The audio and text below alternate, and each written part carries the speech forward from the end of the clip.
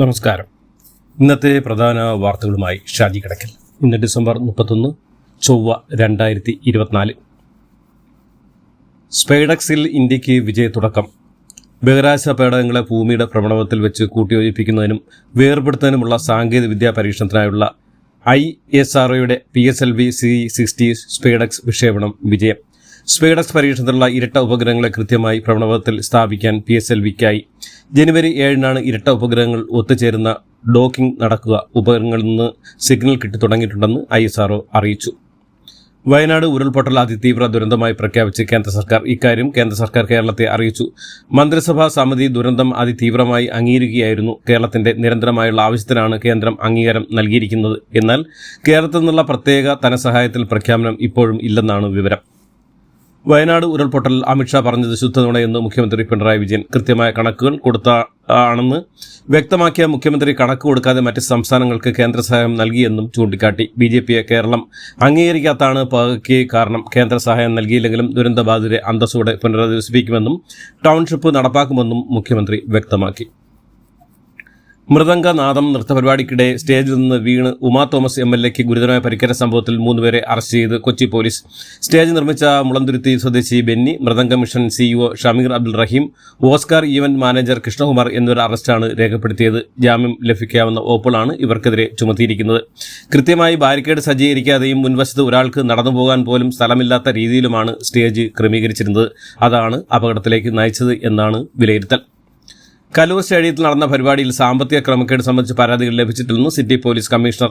Cinema താരങ്ങൾക്ക് നൃത്തപരിപാടിയുമായി ബന്ധമുണ്ടോ എന്ന് പരിശോധിക്കും. മൃദംഗ വിഷനായിരുന്നു പരിപാടിയുടെ സംഘാടകരുടെ ഭാഗത്ത് വീഴ്ച ഉണ്ടായെന്നും കലൂർ സ്റ്റേഡിയത്തിലെ നൃത്തപരിപാടിക്ക് നൽകിയ അനുമതിയുടെ വിശദാംശങ്ങൾ പരിശോധിക്കുകയാണെന്നും പോലീസ് കമ്മീഷണർ പറഞ്ഞു.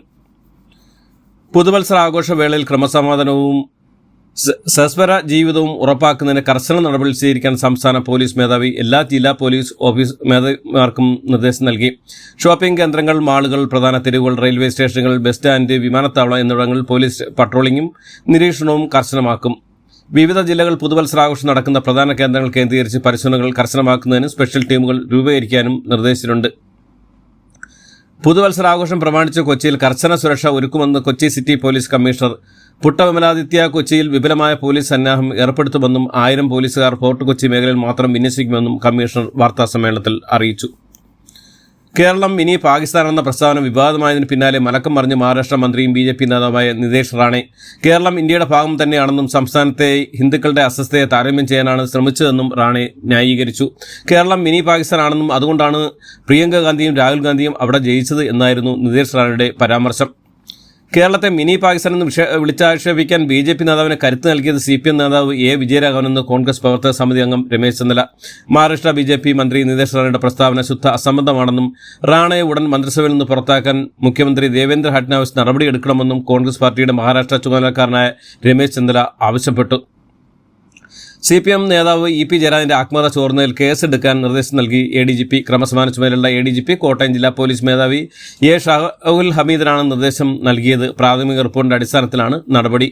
വിശ്വാസവഞ്ചന കുറ്റവും ഡിജിറ്റൽ കോപ്പി പുറത്തുവിട്ടതുമായി ബന്ധപ്പെട്ട് IT ആക്ടും ചുമത്തും. ആത്മഹത്യാ പകർപ്പവകാശ നിയമത്തിന്റെ പരിധിയിൽ വരുന്നതിനാൽ പോലീസ് നേരിട്ട് കേസെടുക്കാനാകില്ലെന്നും റിപ്പോർട്ടിൽ പറഞ്ഞിരുന്നു. എന്നാൽ കേസെടുക്കാൻ പ്രത്യേക പരാതി ആവശ്യമില്ലെന്ന നിർദ്ദേശമാണ് ഇപ്പോൾ ADGP കോട്ടയം SP നൽകിയിരിക്കുന്നത്. 2020 രണ്ടാം പകുതിയോടെ കണ്ണൂർ അന്താരാഷ്ട്ര വിമാനത്താവളത്തിൽ നിന്ന് എയർ കേരള പ്രവർത്തനം ആരംഭിക്കുമെന്ന് എയർ കേരള ചെയർമാൻ അഫി അഹമ്മദും MD-C ദിനേഷ് കുമാറും പ്രാരംഭ പ്രവർത്തനങ്ങളുടെ ഭാഗമായി കണ്ണൂരിൽ നിന്ന് അടുത്തുള്ള വിമാനത്താവളങ്ങളിലേക്ക് എയർ കേരള സർവീസ് ആരംഭിക്കും. ഡിജിറ്റൽ അഡിക്ഷനും അതുമായി ബന്ധപ്പെട്ട മാനസിക പ്രശ്നങ്ങളും പരിഹരിക്കുന്നതിനായി ഡിജിറ്റൽ ഡി അഡിക്ഷൻ സെന്റർ ആരംഭിച്ച കേരള പോലീസിന്റെ സോഷ്യൽ പോലീസിംഗ് ഡിവിഷൻ DDAD സെന്ററാണ് ഇതിന് പേര് നൽകിയിരിക്കുന്നത്. 18 വയസ്സ് താഴെയുള്ള കുട്ടികളെ സൗജന്യ കൗൺസിലൂടെ ഡിജിറ്റൽ അഡിക്ഷനിൽ നിന്ന് വിമുക്തമാക്കുകയും സുരക്ഷിതമായ ഇന്റർനെറ്റ് ഉപയോഗത്തെക്കുറിച്ച് മാതാപിതാക്കൾക്കുൾപ്പെടെ ബോധവൽക്കരണം നടത്തുകയുമാണ് DDAD സെന്ററിലൂടെ ചെയ്യുന്നത്. വെടിക്കെട്ടിന് നിബന്ധനകൾ ഏർപ്പെടുത്തിയ കേന്ദ്ര വിജ്ഞാപനത്തിനെതിരെ തിരുവമ്പാടി പാറമേക്കാവ് ദേവസ്വങ്ങൾ ഹൈക്കോടതിയിൽ. കേന്ദ്ര സർക്കാരിന്റെ വാണിജ്യ വ്യവസായ വകുപ്പിൽ നിന്ന് ഇറക്കിയ ഗസറ്റ് വിജ്ഞാപനം റദ്ദാക്കണമെന്നാവശ്യപ്പെട്ടാണ് ദേവസ്വങ്ങൾ റിട്ട് ഹർജിയിൽ ആവശ്യപ്പെട്ടിരിക്കുന്നത്. TP ചന്ദ്രശേഖർ വധക്കേസിലെ പ്രതി കൊടി സുനി പരോളിൽ ലഭിച്ചതിനെ തുടർന്ന് ജയിലിൽ നിന്ന് പുറത്തിറങ്ങി. കൊടി സുനിയുടെ അമ്മ മനുഷ്യാവകാശ കമ്മീഷൻ നൽകിയ അപേക്ഷ പരിഗണിച്ചാണ് 30 ദിവസത്തെ പരോൾ അനുവദിച്ചത്. കമ്മീഷന്റെ കത്തിന്റെ അടിസ്ഥാനത്തിൽ ജയിൽ DGP പരോൾ അനുവദിക്കുകയായിരുന്നു. എന്നാൽ പോലീസിന്റെ പ്രൊബേഷൻ റിപ്പോർട്ട് പ്രതികൂലമായിട്ടും ജയിൽ DGP അനുകൂല നിലപാട് എടുക്കുകയായിരുന്നു എന്നാണ് റിപ്പോർട്ടുകൾ.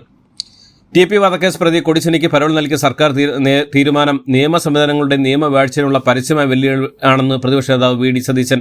പോലീസ് റിപ്പോർട്ട് എതിരായിട്ടും മുഖ്യമന്ത്രിയുടെയും അദ്ദേഹത്തിന്റെ ഓഫീസിലെ ഉപാചക സംഘത്തിന്റെയും ഇടപെടലാണ് കൊടിസുനിക്ക് പരോൾ അനുവദിച്ചതെന്നും പ്രതിപക്ഷ നേതാവ് കുറ്റപ്പെടുത്തി. വയനാട് DCC ട്രഷറർ NM വിജയന്റെയും മകന്റെയും മരണത്തെ തുടർന്ന് ഉയർന്ന ആരോപണങ്ങൾ വയനാട് SP-ക്കെതിരെ പരാതി നൽകി IC ബാലകൃഷ്ണൻ MLA പണം വാങ്ങാൻ ആർക്കും നിർദ്ദേശം നൽകിയിരുന്നില്ലെന്നും തന്റെ പേര് ഉപയോഗപ്പെടുത്തി ആരെങ്കിലും പണം കൈപ്പറ്റിയെങ്കിൽ അന്വേഷണം വേണമെന്നും MLA നൽകിയ പരാതിയിൽ പറയുന്നു. ക്രിസ്മസ് പരീക്ഷയുടെ ചോദ്യപേപ്പർ ചോർന്നുമായി ബന്ധപ്പെട്ട കേസിൽ MS സൊല്യൂഷൻ എന്ന സ്ഥാപനത്തിലെ അധ്യാപകർ ഇന്നലെയും ചോദ്യം ചെയ്യലിന് ഹാജരായില്ല. ഇന്നലെ രാവിലെ കോഴിക്കോട് ക്രൈംബ്രാഞ്ച് ഓഫീസിൽ എത്താനായിരുന്ന അന്വേഷണ സംഘം അധ്യാപകരോട് ആവശ്യപ്പെട്ടിരുന്നത് ഇന്ന് ചോദ്യം ചെയ്യലിനെത്താൻ മറ്റ് ചില അധ്യാപകരോടും ആവശ്യപ്പെട്ടിട്ടുണ്ട്. തിരുവനന്തപുരം റീജിയണൽ ക്യാൻസർ സെന്ററിലെ വനിതാ ജീവനക്കാരൻ വിശ്രമിക്കാനും വസ്ത്രം മാറാനും ഉപയോഗിക്കുന്ന മുറിയിൽ സൂപ്പർവൈസർ ഒളിക്യാമറ വെച്ച് സ്വകാര്യത പകർത്തിയെന്ന് പരാതി. സൂപ്പർവൈസർ ചാർജ് കൂടിയുള്ള technical officer KR രാജേഷിനെതിരെയാണ് RCC medical laboratory വിഭാഗത്തിൽ ജോലി ചെയ്യുന്ന 9 ജീവനക്കാരുടെ ഗുരുതര പരാതി. വനിതാ ജീവനക്കാരുടെ പരാതി 5 മാസമായി പോലീസിന് കൈമാറാതെ RCC അധികൃതർ ഗുരുതര വീഴ്ച വരുത്തിയെന്നും ആരോപണമുണ്ട്. തുടർന്ന് ജീവനക്കാർ ആഭ്യന്തര പരാതി പരിഹാര കമ്മിറ്റിയെ സമീപിക്കുകയായിരുന്നു. കൊല്ലം കുണ്ട്രയിൽ അമ്മയെയും മുത്തച്ഛനെയും കൊലപ്പെടുത്തിയ കേസിലെ പ്രതി അഖിൽ ശ്രീനഗറിൽ നിന്ന് പിടിയിലായി. കൊലപാതകത്തിന് ശേഷം ഒളിവിൽ പോയ പ്രതിയെ 4 മാസത്തെ അന്വേഷണ ഒടുവിലാണ് കുണ്ട്ര CI V അനിൽകുമാർ നേതൃത്വത്തിലുള്ള സംഘം പിടികൂടിയത്.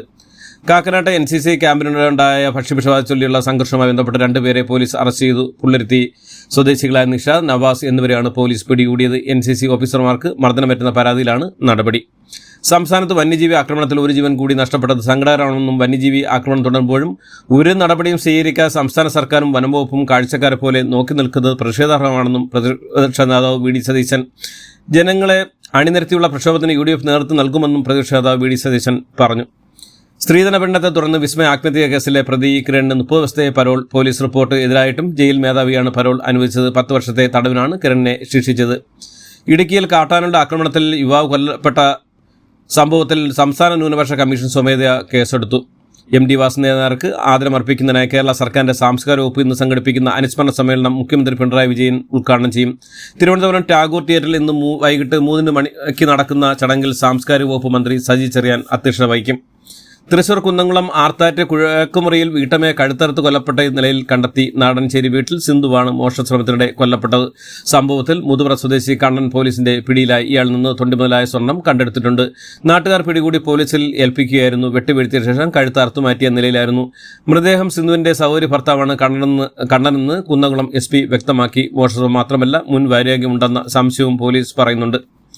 കോഴിക്കോട് കുടഞ്ഞിരയിൽ വിനോദസഞ്ചാരികളുമായി പോവുകയായിരുന്ന ടൂറിസ്റ്റ് ട്രാവലർ മറിഞ്ഞിട്ട അപകടത്തിൽ 6 വയസ്സുകാരി മരിച്ചു. ചങ്കുവെട്ടി സ്വദേശി എലിസ ആണ് മരിച്ചത്. പരിക്കേറ്റ മുക്കത്തെ സ്വകാര്യ ആശുപത്രിയിൽ പ്രവേശിപ്പിച്ചു. തിരുവനന്തപുരം വേളി സെന്റ് തോമസ് പള്ളിക്ക് സമീപമുള്ള ബീച്ചിൽ കുളിക്കാനിറങ്ങിയ യുവാവിനെ രക്ഷിക്കാനിറങ്ങി അപകടത്തിൽപ്പെട്ട് ചികിത്സയിലിരുന്ന 2 പേർ മരിച്ചു. വലിയ വേളി സ്വദേശികളായ കെവിൻ, ജോഷി എന്നിവരാണ് മരിച്ചത്. CPM തിരുവനന്തപുരം ജില്ലാ സമ്മേളന വേദിക്കരിൽ ദേഹത്ത് ഇന്ധനമൊഴിച്ച് തീകൊളുത്തി ആത്മഹത്യാശ്രമം നടത്തിയ യുവാവ് ചികിത്സയിലിരിക്കെ മരിച്ചു. റിയാദിലെ ജയിൽ 18 വർഷമായി കഴിയുന്ന കോഴിക്കോട് ഫറൂഖ് കൂടാമ്പുഴ സ്വദേശി മച്ചിലാകത്ത് അബ്ദുൾ റഹ്മാന്റെ മോചനം ഇനിയും വൈകും. ഇന്നലെ റിയാദ് ക്രിമിനൽ കോടതിയിൽ നടന്ന സിറ്റിംഗിൽ കേസ് പരിഗണിച്ചെങ്കിലും കൂടുതൽ പഠനങ്ങൾ ആവശ്യമാണെന്ന് പറഞ്ഞ് കേസ് മാറ്റിവെച്ചു. കേസ് മാറ്റിയത് ജനുവരി 15-ലേക്കാണ്. മോചന കാര്യത്തിൽ തീരുമാനമെടുക്കാനുള്ള 5ാമത്തെ കോടതി സിറ്റിംഗ് ആണ് ഇന്നലെ നടന്നത്.